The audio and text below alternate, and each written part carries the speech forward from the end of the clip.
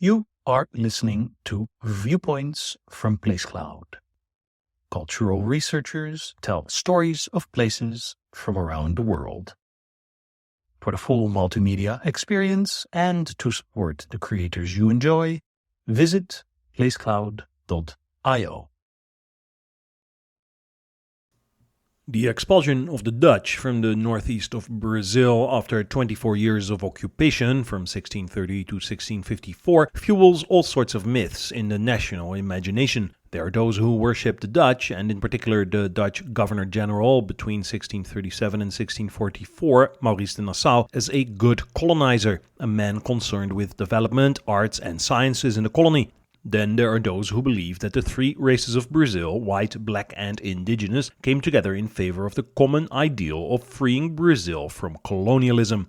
And there are those who argue that the battles that culminated in the expulsion of the Dutch marked the birth of the national army. Typical for myths, none of this corresponds to the reality on the ground, but these stories have occupied the popular imagination for centuries, and memories of the period can be found through erected statues, street names, and even army barracks. We are now in front of the Northeast Military Command in the Curado neighborhood in Jaboatão dos Guararapes.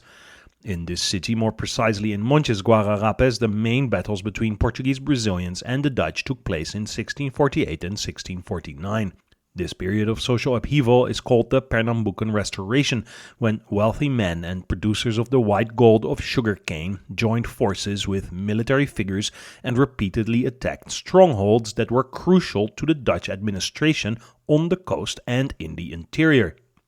João Fernandes Vieira, an important sugar producer and also a major debtor to Dutch creditors, would become a household name revered to this day by Brazilian political and military institutions.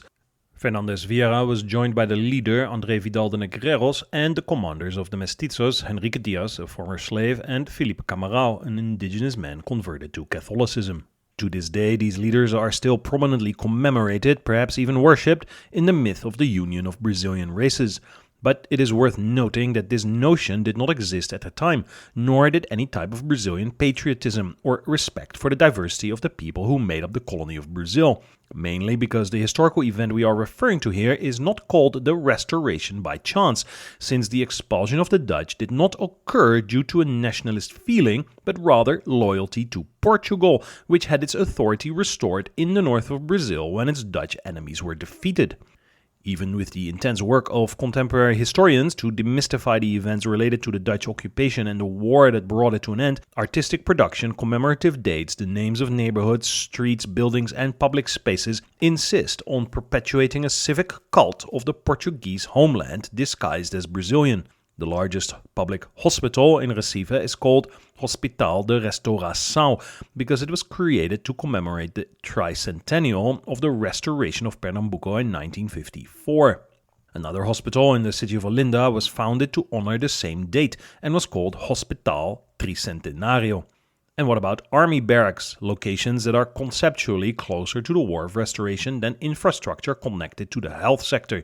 So we have the 4th Army Police Battalion, or the João Fernandes Vieira Battalion, in the Santo Amaro neighborhood in Recife.